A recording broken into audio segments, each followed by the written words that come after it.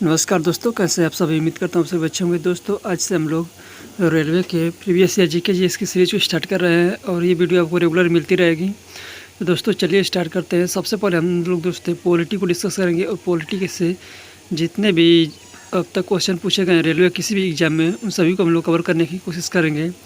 और दोस्तों ये पॉलिटी का पार्ट 1 है और इसी तरह से आपको रेगुलर वीडियो मिलती रहेगी। तो चलिए शुरू करते हैं। देखिए पहला क्वेश्चन है, देखिए आप क्वेश्चन नंबर 7 लिख किया गलती से, लेकिन ये क्वेश्चन नंबर पहला ही है। पहला क्वेश्चन है, निम्नलिखित में से किसने सर्वप्रथम भारत के लिए संविधान सभा के गठन का प्रस्ताव रखा था। देखिए फ्रेंड्स, ये आरआरबी ग्रुप डी 26/8/2022 को पूछा गया था प्रश्न। तो सबसे पहले जो है भारत के लिए संविधान सभा के गठन का प्रस्ताव किसने रखा था, तो एम रॉय ने रखा था। ठीक है, अब देखिए कुछ इसके बारे में जान लेते हैं।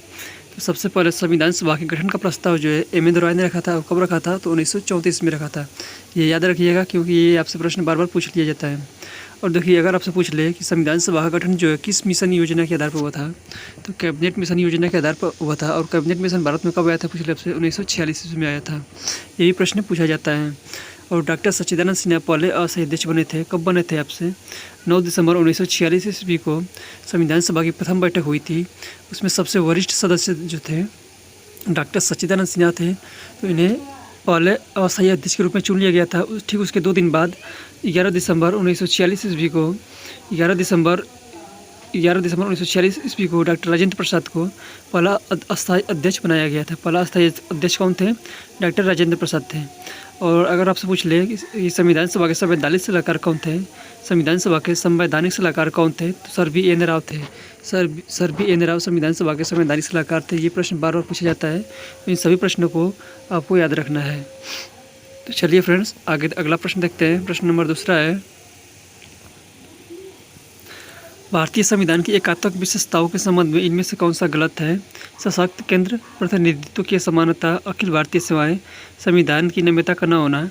तो फ्रेंड्स ये जो तीनों हैं, एक यानी ए बी और सी दे रखा है, ये संविधान की एकात्मक संविधान की विशेषताएं हैं। जबकि संविधान की नम्यता का न होना ये संविधान की एकात्मक विशेषता नहीं है, यानी कि ऑप्शन नंबर डी इसका राइट आंसर हो जाएगा। अब चलिए थोड़ा सा देख लेते हैं एकात्मक विशेषताएं क्या क्या होती है। देखिए एकल जो संविधान होता है वो एकात्मक विशेषता का उदाहरण है। और राज्यों का अस्तित्व केंद्र पर राज्यों का अस्तित्व केंद्र पर निर्भर करता है, ये भी जो एकात्मक संविधान की विशेषता है। और एकल नागरिकता, ये भी एकात्मक संविधान की विशेषता है। और एकीकृत न्यायपालिका, आपातकाल की घोषणा, ये सभी जो है एकात्मक संविधान की विशेषताएँ हैं। अब देखिए अगला प्रश्न है, भारतीय संविधान की प्रस्तावना में आए शब्द यहाँ पर खाली स्थान भरना है आपको। इसमें से चुनकर का अर्थ निर्वाचित प्रमुख होता है। देखिए यहाँ पर प्रमुख है, ये गलती से टाइप हो गया है।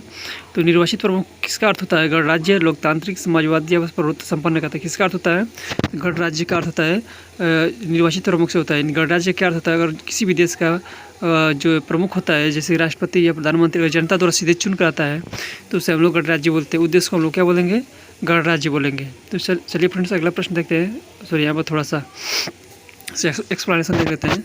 42वें संविधान संशोधन 1976 ईस्वी द्वारा प्रस्तावना में 3 शब्द जोड़े गए थे, समाजवादी, पंथ निरपेक्ष और राष्ट्र की अखंडता। ये प्रश्न बार बार आपसे पूछा जाता है, तो इसको आपको याद रखना है।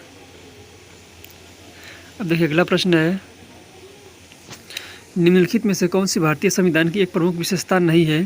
संघवाद की स्थापना, मूल अधिकार, सरकार का संसदीय स्वरूप या सामंतवादी को प्रोत्साहन। तो जो है ये जो 3 विशेषताएं हैं ये भारतीय संविधान की विशेषताएं हैं।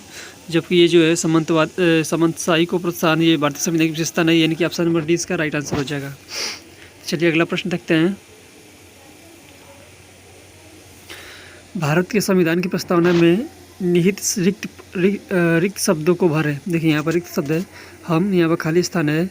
भारत को एक संपूर्ण प्रभुत्व संपन्न, समाजवादी, पंथ निरपेक्ष, लोकतंत्रात्मक गणराज्य बनाने के लिए और उसके सभी नागरिकों को सुरक्षित करने के लिए अब इसके बाद छोड़ दिया गया है। तो ये खाली स्थान है, जिसमें क्या खाली स्थान है इसमें भरना है आपको। तो जब भी आप प्रस्तावना पढ़ेंगे तो यहाँ पर लिखा होता है, हम भारत के लोग भारत को एक संपूर्ण प्रभुत्व संपन्न, समाजवादी, इस तरह से लिखा होता है। यानी कि भारत के लोग इसमें कौन सा है, ऑप्शन नंबर डी में है, तो ऑप्शन नंबर डी इसका राइट आंसर हो जाएगा। चलिए अगला प्रश्न देखते हैं। और देखिए अब अगर आपसे पूछ ले प्रस्तावना को कहाँ से लिया गया है, तो संयुक्त राज्य अमेरिका से लिया गया है प्रस्तावना को। ये भी प्रश्न पूछा जाता है। और एक और प्रश्न पूछा जाता है कि प्रस्तावना की भाषा को कहाँ से लिया गया है, तो प्रस्तावना की भाषा कहाँ से लिया गया है, ऑस्ट्रेलिया के संविधान से लिया गया है। अब चलिए अगला प्रश्न है, भारतीय संविधान के जनक के रूप में किसे जाना जाता है? भारतीय संविधान के जनक के रूप में किसे जाना जाता है? Doctor Bhimrao Ambedkar, doctor Rajendra Prasad, doctor KM. Munshi या डॉक्टर श्री सच्चिदानंद सिन्हा को? तो सबसे पहले जो है भारतीय संविधान के जनक के रूप में किसे जाना जाता है? तो डॉक्टर भीमराव अंबेडकर को जाना जाता है, और ये भारत के पहले कानून मंत्री थे। इसको ये भी आपको याद रखना है। देखिए अगला प्रश्न है, निम्नलिखित में से किस प्रांत का 31 दिसंबर 1947 को भारत की संविधान सभा में अधिकतम प्रतिनिधित्व था? मद्रास, बॉम्बे, संयुक्त प्रांत या पश्चिम बंगाल? तो संयुक्त प्रांत हो जाएगा, यानी कि ऑप्शन नंबर सी इसका राइट आंसर हो जाएगा। और कितनी सीटें थी? तो 55 सीटें थी। देखिए अगला प्रश्न है, भारत सरकार अधिनियम 1935 किस पर आधारित था? भारत सरकार अधिनियम 1935 किस पर आधारित था?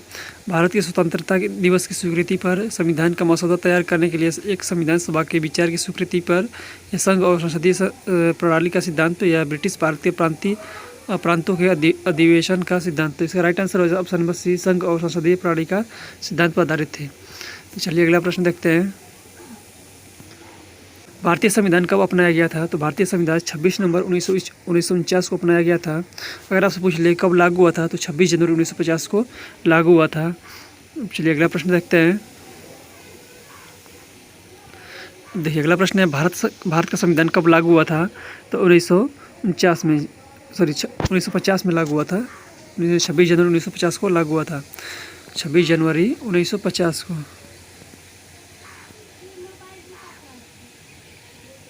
1950 को लागू हुआ था। देखिए भारत का संविधान 26 नवंबर 1949 को संविधान सभा द्वारा अपनाया गया था, और 26 जनवरी 1950 को लागू हुआ था। चलिए अगला प्रश्न देखते हैं, स्वतंत्र भारत की संविधान सभा के प्रथम अध्यक्ष कौन थे? देखिए यहाँ पर स्वतंत्र भारत शब्द दे रखा है, तो यहाँ पर सच्चिदानंद सिन्हा नहीं आंसर होगा, यहाँ पर हो जाएगा आपका डॉक्टर राजेंद्र प्रसाद। डॉक्टर राजेंद्र प्रसाद स्वतंत्र भारतीय संविधान सभा के प्रथम अध्यक्ष थे। दोस्तों आज के लिए इतना ही, मिलता है अगले वीडियो में, तब तक के लिए जय हिंद।